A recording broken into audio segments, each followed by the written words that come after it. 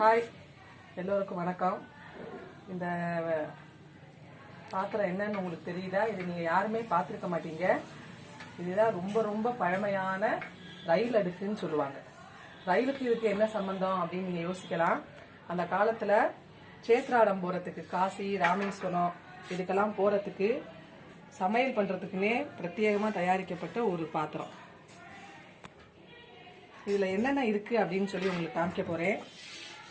பார்த்தாலே உங்களுக்கே ஆச்சரியமாக இருக்கும்.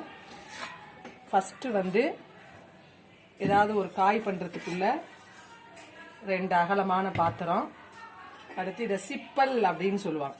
இந்த சிப்பல் எதுக்குன்னா சாதம் வடிக்கிறதுக்கு, கஞ்சி வடிக்கிறதுக்கு, அடுத்து காய் வதக்கிறதுக்கு ஒரு சின்ன இழுப்பச்சட்டி, அடுத்து டவரான்னு சொல்கிறது காப்பி ஆத்துறதுக்கு இல்லை வேறு எதுக்காவது யூஸ் பண்ணிக்கிறதுக்கு. அதுக்கடுத்து சின்னதாக ஒரு பாத்திரம், கடுகு இந்த மாதிரி வச்சுக்கிறதுக்கு சின்ன சின்னதாக பாத்திரங்கள் சைஸ் வாரியாக கொடுத்துருக்காங்க. அதே மாதிரி தண்ணி மோந்துக்கிறதுக்கு சின்னதாக ஒரு சொம்பு, அதுக்கடுத்து கூட்டு, குழம்பு, ஒரு சின்ன கல்யாணமே செஞ்சிடலாம் இதை வச்சு. அதை விட ஒரு சின்ன பாத்திரம்.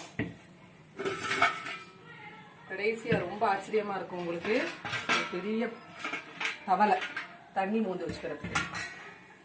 இதை விட ஒரு ஃபேமிலியே இதை வச்சு ரன் பண்ணிடலாம். ஆனால் அது ஃபுல்லாக ஒரு சின்ன அடுக்குலேயே காம்பேக்டாக ஒரு பெரிய இன்ஜினியரிங் ஸ்டூடெண்ட் கூட யோசிக்க முடியாத அளவு அந்த காலத்தில் ரொம்ப அழகாக பண்ணியிருக்காங்க. எதுவுமே டிஸ்லொகேட்டே ஆகாது.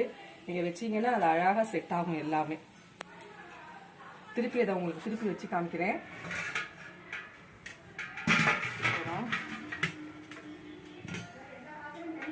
எல்லாமே தனித்தனியாக செட் பண்ணிட்டேன்.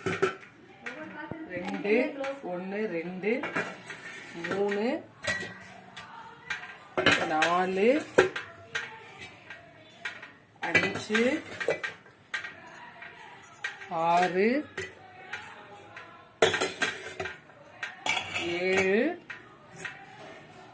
8 9 10 சிப்பல் 11 12 13 14.